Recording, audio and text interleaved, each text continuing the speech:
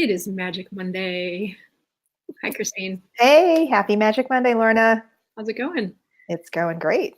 It's going great. Good. Sliding into December, Yeah, tis end the of, season. sliding into the end of the year. It goes by so fast. It's crazy. Yes. So So, we have a beautiful topic today. yeah, yeah. It's funny because I think that we touch on this almost every week, and yet we haven't done an actual piece on it because, in a lot of ways, I think you and I assume that everyone has this foundational piece or understands this foundational piece. And it's come to our attention that that may not be the case. Yes. So we want to talk about it today.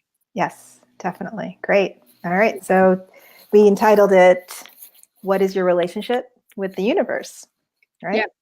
Yeah. I mean, what is the relationship that you have with life? And is that something that you've ever given any thought to?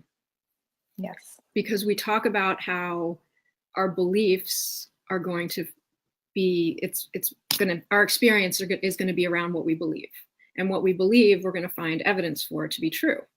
And so if we're doing all of these things personally to make our lives better, but we have this fundamental belief that the universe is a bad place or a dangerous place or something that's working against us, then we have one foot on the gas and one foot on the brake.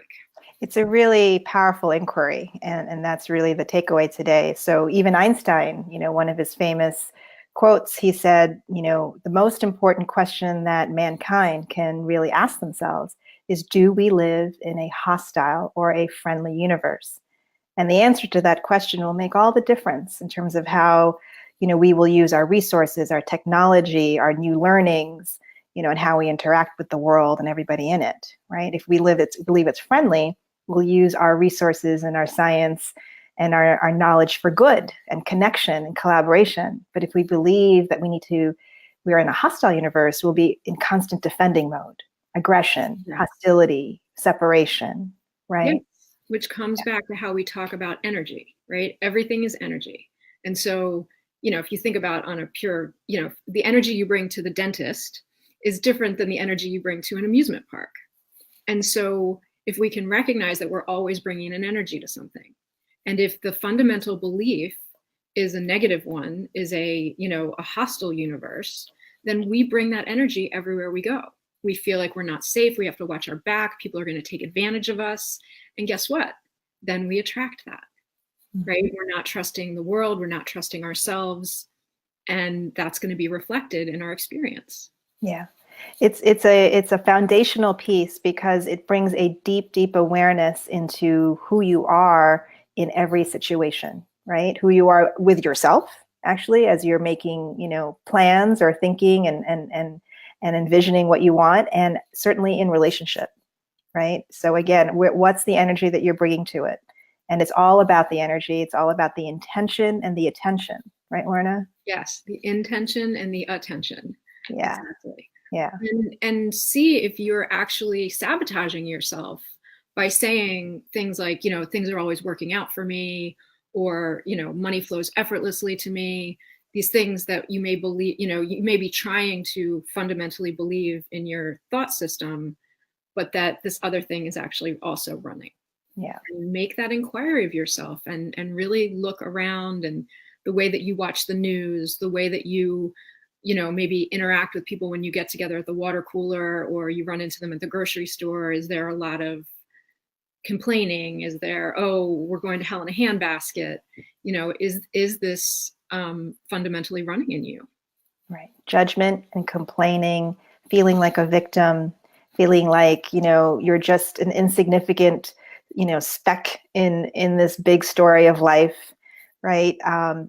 Giving away your power, from in many forms, in codependency, let's say, or in reactivity, right? Are you kind of, assuming that always the worst is going to happen, right?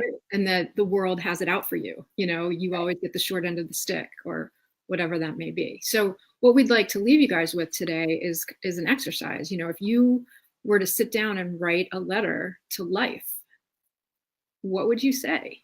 And what, when you read that letter back over, ask yourself, is that the relationship that you want to have with life? And is it true? Has that been your experience?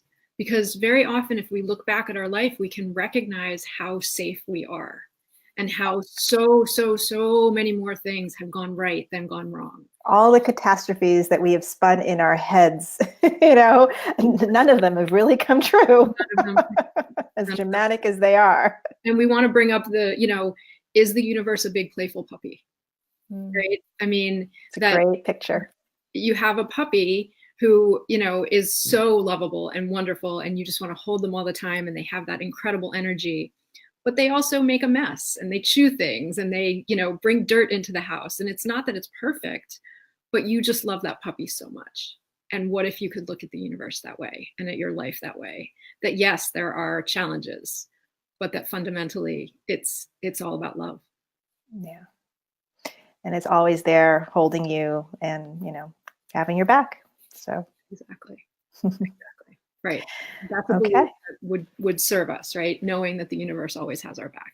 Yeah. Which is life-changing. So, it's a personal inquiry, make some time and get really quiet because it is a foundational piece in this journey of becoming more of our true selves. So, all right.